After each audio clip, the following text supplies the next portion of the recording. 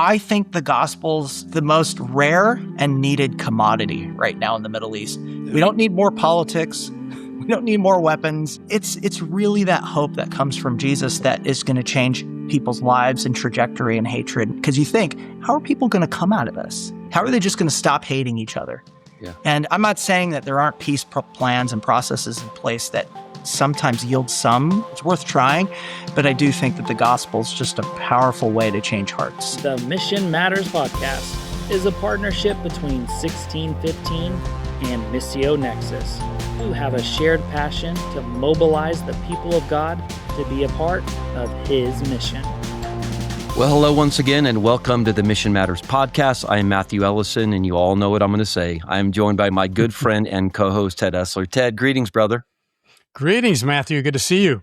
Yeah, I saw you just a couple weeks ago in Phoenix. Yeah, and you've been a traveler since then. I know you've been up north in Canada. That's right. Some good things happening in Canada. I know this podcast is not about Canada, but we need to do one. Don't count the church in Canada out. Amen. God is up to something up there. So today we're sitting down with a leader who stands at a unique and often misunderstood crossroads of faith, history, and identity. He is the CEO of Jews for Jesus, an organization that has spent decades sparking deep conversation about what it means to follow the Messiah while honoring Jewish heritage. From the streets of Tel Aviv to the global stage, our guest has dedicated his life to building bridges and challenging the status quo. So please welcome Aaron Abramson. Hey, Aaron, it's going to be great to have you today. And I was chuckling a little bit this week because I've been communicating with a mission leader, and they were talking about dynamics in the New Testament surrounding Jews. And he kept calling himself Gentiles for Jesus. So it's great to have you on here. An organization I've really been able to just learn a lot about, even in this last year as I was at one of your events. Can you start out, paint us a picture. What is Jews for Jesus? What do you do? Where do you do it? How do you do it? Etc. Yeah. Well, the organization Jews for Jesus has been around since 1973. That's when we started. Started by a Jewish guy named Moish Rosen, who thought I might be the only Jew who believes in Jesus. And originally, we weren't trying to call ourselves Jews for Jesus. It was kind of a name that got we got called Jews for Jesus on all the campuses and everything. It became a slogan that became kind of something associated with us.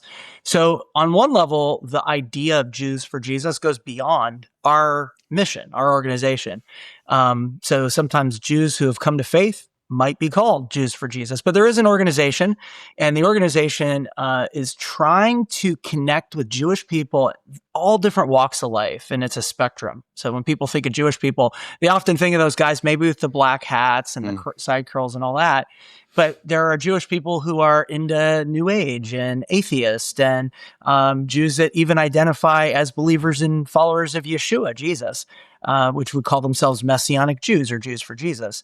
But we're trying to connect with the ones who really haven't heard the gospel.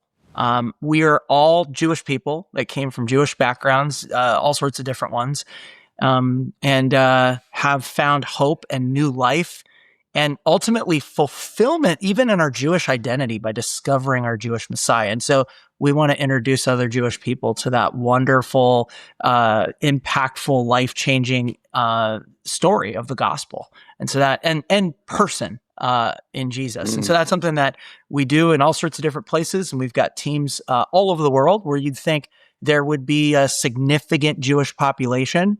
We try to have a work there. So we're in about, I think 13 countries around the world right now, somewhere in that neighborhood. And Israel's one of our fastest growing works because around half of the world's Jewish population has over the years moved there and have relocated and are based there now. So there are other places around the world, but Israel tends to be one of our larger works. So before we jump into more of your story, just a couple more things. So one of the things that surprised me, even just this last year when I was with you, was you don't really see yourselves as like a sending organization because a lot of your folks are recruited in the places where they're already living, right? Absolutely. I don't know when that strategy was was sort of adopted, but very early on, I think there were a couple examples where somebody went to pioneer work. Like we have a guy named Avi who went to pioneer work in the 1990 when the Soviet Union was collapsing, and he went to launch a bunch of different works throughout Ukraine and Russia at the time. We had an American couple that launched our work in Israel, but our work in Israel, we haven't sent anybody since then. It's really just local indigenous Israelis. Like in France, for example, we find local French Jewish. It's kind of interesting because to find somebody that's Jewish that is a believer in Jesus is a rare thing. Find somebody that's Jewish that's a believer in Jesus that wants to reach their own people is an even rarer thing. So it's often very difficult, like a needle in a haystack. But we find local people that have great testimonies and powerful Jewish stories that can relate to their local Jewish brothers and sisters. And we've done that pretty much in every country we've launched a work. And it takes time to do it that way, but we found it really sticks. People in those places, they're not moving. That's where their home is. That's where their grandparents are. And so it's created a longevity, I think, in these places that may not have been the case otherwise. So, Aaron, you've described finding Jesus as something that enhanced rather than replaced your Jewishness. So in your years of sharing the gospel, how do you help people navigate that fear of embracing Jesus means losing cultural identity? And that's true of not just Jews, but you know, Muslims and everything else, right? People from other nations. Oh, totally. Yeah. So like, I remember even my grandmother, my Jewish grandmother, her name was Shirley. She passed away some years ago, but I remember sharing the gospel with her at one point. She would even come with me to a church meeting if I was in the area where she lived, which was the Detroit area. And I remember saying, Grandma, what if Jesus is the Jewish Messiah? And she said, yeah, but I'm Jewish. And so for her identity, it didn't make sense that she could be Jewish and also accept Jesus as her Messiah. So a lot of people live in these almost binary ways of thinking where it's like, if you're Jewish, Jesus can't be an option. And a lot of Jewish people grow up with that thought process. Now, I will say that there's a ton of intermarried Jews today that are marrying some other, person that may be Catholic, or they may be agnostic and not raised with any religion, or they may be Christian. And so there's people that are now growing up, especially outside of Israel, that's become more common. But we try to help people navigate, and focus in on not so much the church or what is the broader church belief, because Jewish people don't always get that. Just who is Jesus? Could he be somebody relevant to us as Jewish people? And if so, what does that mean for us today? What does that mean? And so sometimes the process could take a year or 6 months before a Jewish person is like, okay, the Jesus thing, I get it. He's the Messiah. I get it. I have to, he's done something for me that I couldn't do for myself. He's the only one who's, that God promised. Going to church, getting baptized. Whoa, wait a minute. So it could take time for people, but then to see even something like baptism. Baptism has its origins in Jewish tradition. You've got something called the mikvah, which Jewish people, even the temple practices of, John the Baptist, the whole repentance idea, Jewish people get that. So when you kind of frame it within the Jewish context, they sometimes will go, oh, hang on a minute. So rather than saying, no, you're adopting this other thing that's foreign to you and has nothing to do with your culture, we try and explain the gospel from a very Jewish perspective and to show them how Jesus, in John chapter 7 is pointing to the Feast of Tabernacles. Hey, remember that day? We have it on our Jewish calendar. It's just very easy to do. And so to walk somebody through that, to help them understand culturally what that means. Does it mean that everything within Judaism gets imported into their faith in Jesus? No. There's a lot of stuff that gets challenged and you begin to ask questions around those things. But I think it creates a foundation. And our thought is, in Messiah, you have freedom. You have freedom also to be Jewish, if you want. If you want to, some people have seen it as you have freedom now to eat a pork, sandwich or whatever. But you could also say, if you want to keep kosher and you feel that that's what God, is, leading you to do, I'm not the guy that's going to tell you shouldn't do that. Yeah. I was last time I was in Israel, I did the tour where you go down like underground next to the temple wall there. Oh, yeah. There's a little synagogue now down there. And we had a rabbi basically talk through the story of Daniel, and he was a really good, you could think he was a Baptist, Bible preacher. On the way out, I'm thinking to myself, how can I engage this guy in a spiritual conversation? And I just come from a walk around the old walls on the outside, and I saw these mikvahs. And so I just said to him, I said, there's mikvahs everywhere outside here, but I don't see that in any of the 5, first books of the Bible. Does that not kind of like relate a little bit to Christianity and baptism? And that guy was like stumped. He just said, I've never thought about that before. And it did open up a bit of a conversation until he kind of figured out that I was a Christian. And then, he kind of put it in reverse at that point. But just your point that there's these little handles out there, and if we can try to grab onto them, it's so helpful. Absolutely. Well, you wrote a book called Mission Design, and I loved it. Actually, we just gave a couple away at our board meeting last week. Oh, thanks, Ted. Yeah. And it talks a lot about leading ministries through organizational change and how to think about that change and how to design ministry. You're the first Israeli who is leading Jews for Jesus. Talk to us a little bit about some of the strategic shifts that you have tried to implement as you've come into your leadership with Jews for Jesus. Yeah, so I think when we started out as a mission in the 1970s, it was primarily a North American mission.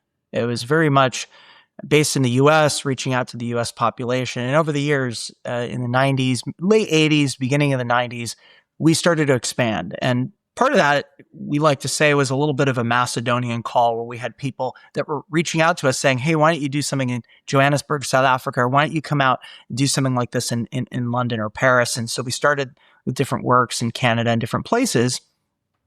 But as we've launched in some of these different places and expanded more globally and not just been based in North America, our sort of approach was needed to be refined and changed to some degree. And yet at the same time, we had a very North American mission model that we were sort of exporting to places like the streets of Tel Aviv or Jerusalem or wherever you might, think.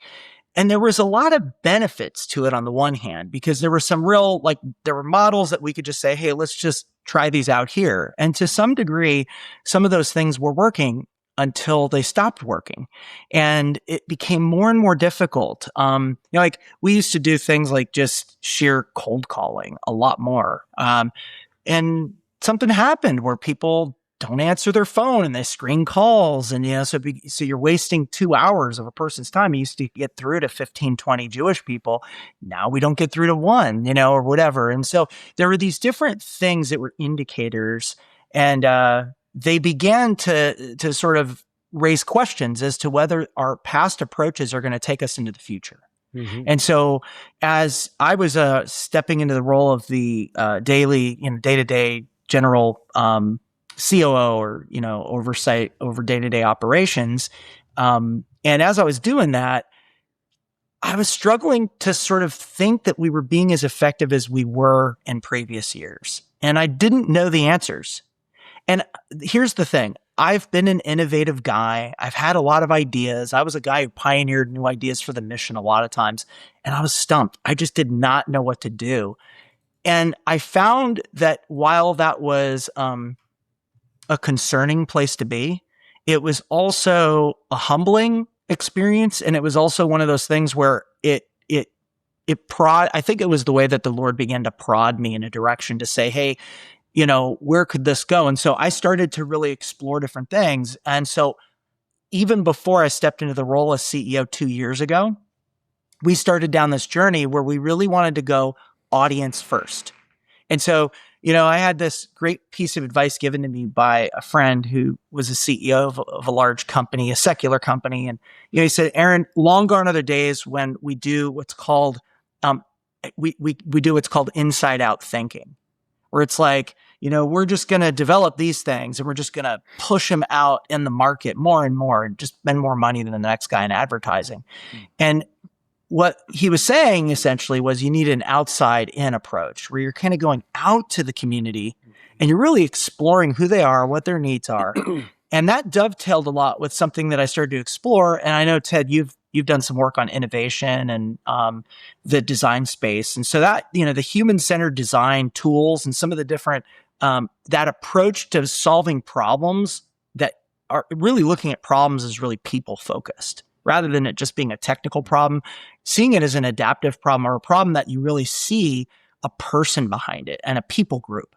And I think as Jews, we always saw ourselves as insiders. It's like, oh, we know our community, but we had been believers for 30 years and we had been going to, our offices and going to our churches and those communities, to understand where a Jewish person's mindset was or the next generation, we really need to go back to the table. And so we did that throughout our mission to really take an audience-centric approach to say, who am I reaching out to in Paris? Let's not just copy paste what we do in New York and assume it's going to work in Paris. Let's go to Paris and understand the Jewish community that we're trying to reach there. What are their needs? Where are they coming from? Take the time and really build a much more cohesive missiology around that community and some of the questions that they're wrestling with. And as we've taken that step to do that and given some process to our team leaders and license to do it, we've just started to see all sorts of, number one, innovation, because it leads to new ideas and new approaches, and a risk taking at times, but it also leads to, I think, more dialed in and more effective ministry in some of these places. And sure, we've made mistakes, but I think there's a lot of fruit that's come out of that. So that's really a big sort of shift we made, rather than a one size fits all. Here's our kind of almost like 4 spiritual laws or whatever the thing is, rather than just approaching it having a one size fits all. Really trying to go to Israel and say, let's not copy paste what we do in San Francisco or LA. Let's try and understand what the particulars of this population in Israel need, and then design for that. Yeah, you mentioned time. This takes time. You mentioned risk. We avoid these things because they tend to get a bit messy. I liken it unto swimming through peanut butter. Design thinking is like swimming through peanut butter, but the end result's beautiful. And Aaron, as you're talking about that, I'm reminded of our work with agencies. We help agencies to develop church partnership strategies. And we really help them to think about their culture. Do we have a church honoring culture, number one?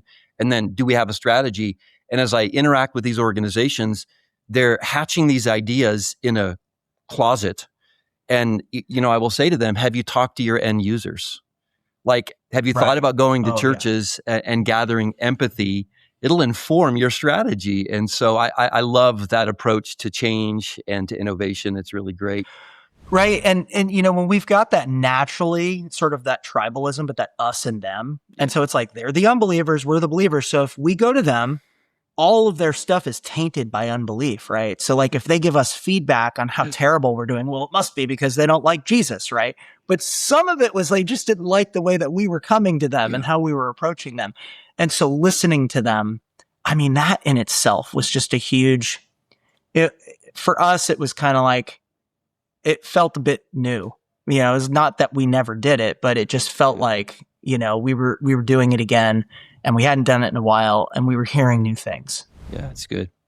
So you spent some time in the Israel Defense Forces, and I understand it was marked by the tragic loss of a dear friend. And you've mentioned that Jesus' teachings eventually led you towards radical reconciliation with Arab neighbors.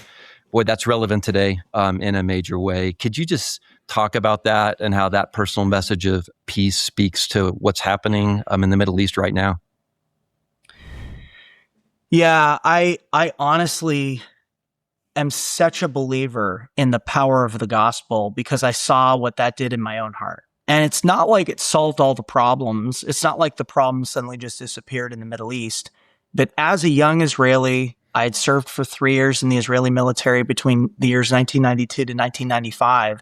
And I had served in the West Bank. I had served in southern Lebanon, which Israel, kind of like today, had gone into southern Lebanon due to all of the sort of activity that was happening on the border. And during those times, there were some tragic things that happened, as you mentioned, Matthew. And basically, it led me to, it's like people go to Israel and they find themselves becoming more spiritually engaged. And, the amazing nature of being so close to, walking through where you went, Ted, and seeing a Sure happened to me. and, and people go, man, and I used to live in Jerusalem, so I would walk by these places and it was like nothing. I'd feel nothing. I just remember thinking, I don't know who these people are, the ultra-Orthodox, who I didn't really at that time see eye to eye with. And, the politics of the region seemed crazy to me. And then, of course, the Palestinian conflict just seemed unending. And it was like I was living in Israel when buses were blowing up. And I remember being in my apartment in downtown Jerusalem and just hearing da-da-da-da-da, da-da-da-da-da, and going, yep, that's an M16 or a Kalashnikov just going off on the street. What's going on? We go outside, somebody just walked down the street and just gunned down a bunch of people. And that's literally what you'd have weekly almost. And so people just, you process it in different ways. My way of processing it was, I'm going to run away. I was escaping through any means necessary. Rock and roll, drugs, whatever the thing was that would take me out of that, I was game. And it didn't bother me. And I went as far away after the military as I could. But it didn't change what was going on here. It was like it just kind of pushed pause, and then all that started to ferment, right? And it became, in some ways, even darker and more distant from God. But in that dark moment, I think God was at work. And I found out later there were people praying for me. So that, it never hurts. Never hurts.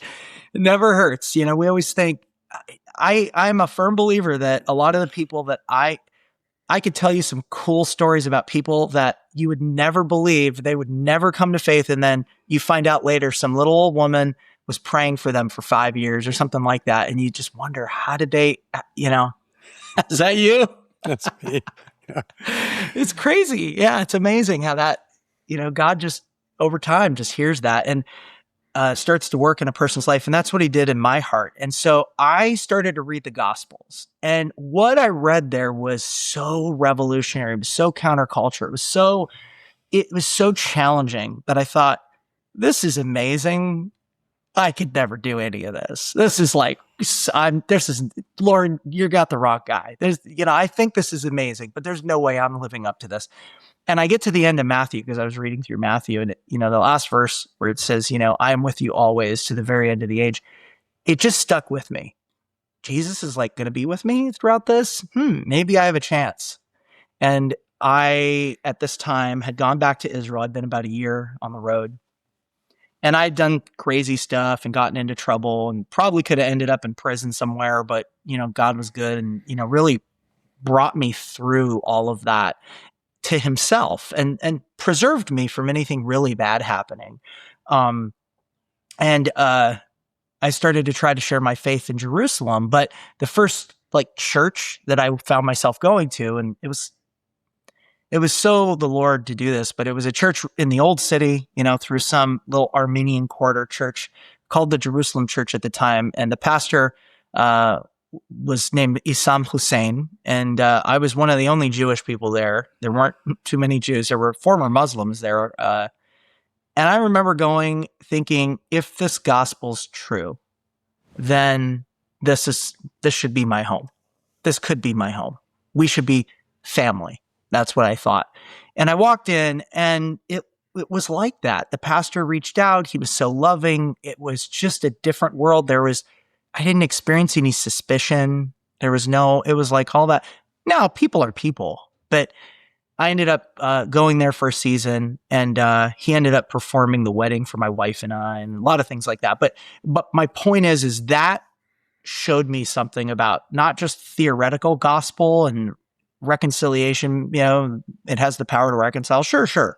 But people that you really don't have any business being with, and you shouldn't actually be friends or get along. That changed for me. Now, does that mean that I don't see that there's problems and that every single thing then got resolved and we didn't argue at times? And no, there's in the land of Israel today, there's debates between Israeli believers and Palestinian believers. They're trying to figure it out. But hopefully we're still brothers and sisters and we try to do it together. That's, I think, the main goal in all of this. So you're talking about how evangelism worked in your life. Some of our organizations, they say we're an evangelism organization. Other ones are, we're church planters. And then others, we focus on discipleship. And of course, we're all doing the mix all the time. Yeah. But your organization, you basically do the whole spectrum. Talk to us a little bit about that. Maybe mention the backpacking ministry that you were a part of, I assume pioneering in your earlier ministry days. Yeah. So these are great questions, Ted. This is all fun stuff to remember. But, Jews for Jesus really was and still would say that evangelism is our primary. Mm-hmm. But over the years, we've realized, like you and like others, that in some places, if you want evangelism to work, you have to be thinking about church planting and you have to be thinking about discipleship. It really, we're called to make disciples, and it all fits together in that way that only the Lord could orchestrate. And so, I've in the last number of years, that's been another thing that I've taken on is church planting. We historically didn't really do that, even though occasionally we plant a Messianic congregation here or there. Really didn't do it. We're in the process of launching 30 faith communities throughout Israel over the next 5 years and doing others in other places because we're leading people to faith. And then where are they going to go? How are they going to get discipled and all that? And we disciple as well. Big part of what we do is follow up, so we get leads from anyone. Other ministries who don't have missionaries on the ground will send us their Jewish contacts, and then our staff will follow up with them. And we do a lot of that in Israel and visits and all that. But years ago, like other young Israelis like myself, when you get out of the army, Israel's a tiny country, as you guys have probably seen that, and you can drive across it and up and down it, in a day. And they spend 3 years in the IDF or whatever, and then people are like, I got to go. I got to get out of here. So it's like a rite of passage. They're about 21, 22, and we're talking hundreds of thousands, every year serve. And, so we serve 3 years, men and women, and or 2 years, and I think it's like 32 months, something like that. And then they get done with their military service and they want to go somewhere. It's just the way it is. And places like Southeast Asia or Thailand or India. India happens to be one of the main destinations, northern India. So we'd go to places like Dharamsala and other places, like that are they're beautiful, they're inexpensive for travelers, they're exotic, and they're spiritual places. And it's really fascinating. There are certain towns, when we started to research this, that the menus would be in Hebrew. Like you would see Hebrew menus with these Indian servers that would actually know a bit of Hebrew. And so we started to basically say, well, what if we sent a group of Messianic Jews? And so initially in 2006, we launched a team that was North American based. So they were American Jewish young adults. The other thing is there's a program called Birthright that the Jewish community puts on that they pay for young Jewish people to visit the land of Israel. You might have heard of this before. Yeah. Yeah, and one of the things that people don't know is they used to, I don't know how much they do now, there used to be a question on their application that asked basically if you were a follower of Jesus. And if you were, well, you might get, screened out. Okay. So we realized that was going on. So we decided to put this together. And so it starts with discipleship and evangelism immersion and all this kind of stuff where people are in Israel together. And then what we do is take them backpacking. And we go on like a month or it could be longer. We send a group once for 4 months. But they'll go and they'll backpack in these places and stay in the guest houses and go on and bring Hebrew New Testaments and all this kind of stuff. And we started to find that they wanted to join us when we were doing worship. And so initially the team was like, can we do that? Can we have them come? And it was like, sure, why not? I mean, what did Peter do in Acts chapter 2, right? They're worshiping and they're just sharing. And so we invite these people to come and they're touched, they're crying, and they're going, what is this? What are you guys doing? And they are experiencing God's presence. But the idea is they have nowhere to be. They have no jobs. They have no one that's, jumping on them really saying, oh, wait, don't believe this and don't believe that. And so there's this openness. They're also in a new country. So we found that people that are travelers like that are so receptive to have conversations. They're meeting new people. It's just part of the landscape. So we were part of the landscape. And every summer, we'd have, 15, 20 go. And now we started an Israeli team. So we have North American team, and we have a Hebrew-speaking young believers that are all like kind of just out of the army, and they go and backpack. We do it now in places like Peru, Bolivia, and some of the other places I mentioned before. And the cool thing is then these people, after being abroad for 6 months or a year or whatever, they go back to Israel. And then, they reach out, and we have events and things like that they can come to. So it's a great kind of 1-2 connection. It's awesome. So, Aaron, you've stated that feeling broken is the perfect place for God to do mighty things. It sounds kind of biblical. Blessed are the poor in spirit. Theirs is the kingdom of heaven, of course. But we have rising anti-Semitism and global instability. So what practical message of hope does Jews for Jesus have to offer those who are feeling their identity may be under threat? Yeah, I'm here in London, and you guys probably heard that in Golders Green, one of the neighborhoods up here today, there was a stabbing of 2 Jewish people, and the news is sort of unfolding on social media right now. So I have people reaching out, and I was just looking at one of our staff in Israel was attacked with a knife at some point. We know it's not far away. It's not like over there. We hear about this, the Bondi Beach bombing that happened in Australia. The youngest victim was a girl. I think her name was Matilda, and she had been at events like our events in Sydney, Jews for Jesus, Messianic Jewish events. And, so this is like hitting home. And this is a girl who had never been to Israel, doesn't probably have any political views, but had been targeted for association, being Jewish.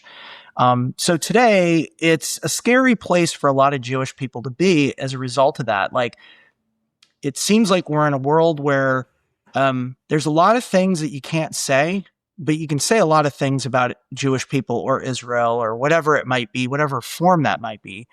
And it can get really ugly. I mean, ugly to the point that's shocking. Like, I've had people just walk up to me and just say things like, "Hail Hitler, I wish we would have finished the job with all of you." Just say that on the street corner, if they know that I'm Jewish or Israeli or believer in Jesus or whatever. And you just go, you don't know me, but you hate me. And there's this a sort of, it doesn't add up in people's heads. Jews, people don't realize, but Jews are just a small fragment of the population around the world. It's 15 million out of 7 billion people is a tiny number. So hard to believe, isn't it? It's a tiny, minuscule number. And a lot of that is because they were hunted down. And, the numbers probably would have been double that if the Holocaust hadn't happened. Sure. But it's a tiny group. And yet they're always in the media and they're always focused on. And, I just had somebody write to me the other day, literally a donor wrote to me and said, "Why do Jews continue to control all the financial institutions?" And, this kind of thing. And it's like, there's such a small number of Jewish people really worldwide, but there's a lot of media and a lot of efforts to really, I think, frame them in a certain light. And that's scary for Jewish people. They don't get why. They're kind of thinking, why, in a world that's enlightened, in a world where racism's, we say it's a bad thing, right? Why is it still happening? Why is it still okay? And they don't understand that I think there's a spiritual component to this. When we see this kind of evil, there's something spiritual that's going on. And it doesn't add up. On paper, it makes no sense why Jews would be considered I saw this post earlier, Jews are the scum of the earth. What? You don't even probably know anybody that's Jewish. There's 15 million in the whole world. I doubt you probably have met many, but somehow that person felt like that. And so a lot of Jewish people right now are reeling. They're reeling. They don't know what to do about it. And the other thing that's interesting is it used to be that Christians were the ones back in the 40s and 30s directing a lot of the hatred, or so-called Christians were directing a lot of their hatred toward Jews, calling them Christ killers and things like that. So my grandma remembers that. Today, a lot of Christians are some of the most outspoken, and showing support and love for Jewish people. Like, hey, we still see you. And that is like another cognitive dissonance. It's like, hang on a minute. Why are they the ones who care about us? So we were doing interviews like on the streets of Tel Aviv after October 7th. We have a channel called So Be It. And we do a lot of street stuff. It's like man on the street kind of thing. And we talk about things with Israelis. And we walked up to these people and we said, you know that there are Christians that are praying for you and that love you? And they broke down in tears. Like one for one, they broke down in tears. They're like, why? Like they couldn't understand why. And we got to share the gospel with them. But I think that right now, going back to your comment or question, Matthew, there's a moment we're in. Mm-hmm. And it's a hard moment. It's not a moment that's easily absorbed or understood, but it's also an opportunity. There's a spiritual openness that we're seeing on the other side of this. Yeah. And I'll give you one little, I don't want to talk too much, but I'll just tell you this one story. We give out New Testaments in Hebrew in Israel and other languages, but we'll have people on our website reach out. Hey, can you send me a free New Testament? Because you can't just go into your local Barnes and Noble, which would be like, it's called Stimansky's in Israel. You can't just walk in there and buy a New Testament. It's not like the thing you're going to get. So you got to kind of look for it. And, we provide them for free. So we advertise that. And a woman reached out, an older woman said, hey, can I get one in Hungarian? And we're like, Hungarian? Like, okay, like why? You're in Israel. Well, I speak Hungarian. I'm an older woman and I would like to get a New Testament in Hungarian. So we had our team in Budapest they had stuff and we found out, okay, we can find this in Israel, but we ended up getting her that. And then we said, we're going to follow up with this woman. Turns out she's an older woman and not one, but two of her grandkids were in Gaza captured in the tunnels. So this is going on in this woman's life. And she's like, I think a Holocaust survivor or something, an older woman. And imagine going through suffering, leaving Hungary, coming to Israel, raising a family in Israel, and then having two, not one, but two of your grandkids in the tunnels in Gaza, just not knowing if they're ever going to see them again, not knowing what is happening to them. And we ministered to her through this. We read through the New Testament with her. Our team in Hungary followed up. Our team in Israel followed up. She ended up really sort of finding hope in Jesus through all of this and came to faith and, is wrestling with that. And then miraculously, both of her granddaughters, and this doesn't always happen, but they did get released. And I just can see how God is at work in the midst of all of this suffering. And it's happening on both sides. I'm guaranteeing that it's happening on both sides. One of the things I appreciate about Aaron, too, is, he was on stage at Urbana with an Arab leader. They had a very honest and open and upfront discussion between the two of them. And this isn't just a situation he's looking at from just a Jewish perspective. It really is a human issue and from a human perspective and what's happening there. So I think the gospel's it's the most rare and needed commodity right now in the Middle East. Yeah. We don't need more politics. We don't need more weapons. We don't need, it's really that hope that comes from Jesus that is going to change people's lives and trajectory and hatred. Because you think, how are people going to come out of this? How are they just going to stop hating each other? Yeah. And I'm not saying that there aren't peace plans and processes in place that sometimes yield some, it's worth trying, but I do think that the gospel is just a powerful way to change hearts. And we see that over and over. When people are understanding what God has done for them and the love he has for them, it allows forgiveness to creep in ways that we can't even imagine. And we've seen that over and over. Even young Israelis we've met people that are radical, that have a hard time. And the gospel, it really calls us to love our enemies in a countercultural way. In today's day and age, you've got a lot of reasons why you shouldn't love each other, but the gospel calls us to do it anyway. That's right. And when we have that type of supernatural hope, people wonder, where'd you get your hope from? 1 Peter 3, where'd you get your hope from? This makes no sense that you would love your enemy like this. That's great. Well, Aaron, this has been a great conversation. Why don't you let our listeners and viewers know how to get your book and how they can learn more about Jews for Jesus? Yeah. So Mission Design is available at the IVP website. It's available on Amazon. I'm here in London. It's available on the website here. And then we provide it on the JewsForJesus.org website. And it hopefully will be an encouragement. Oh, there you go. Ted's got it on his shelf. I love that, man. Right I got there. your book. Yeah, I appreciate it. And I think that innovation and change, we're going to have to deal with it. We're going to have to grapple with it. We're all dealing with aging organizations and aging churches and aging, there's always this cycle, and we want to bring new life. So if this can be a help, that was why I wrote it, because I was struggling and went back to the drawing board to try to refigure this out. And I'll share some of the failures I had in there too, because there's some things that we didn't get right, some things that we didn't know how to do. And, obviously we're still figuring it out. It's a work in progress, but hopefully there'll be some tools there. Jews for Jesus is, if that's something that is on your heart and you feel like, hey, Jewish people, interesting. I've been praying for these guys, even though there's only 15 million of them. Maybe that's something that you've been drawn to. Feel free to reach out to us on our JewsForJesus.org website. There's a chat in there. It just pops up if you sit there long enough, and you can just say, hey, I'd like to be praying more specifically, or I'd like to receive your updates, or I'd like to find out more how to get involved somewhere. I'm in one of these cities. It's got some Jewish people. What can I do?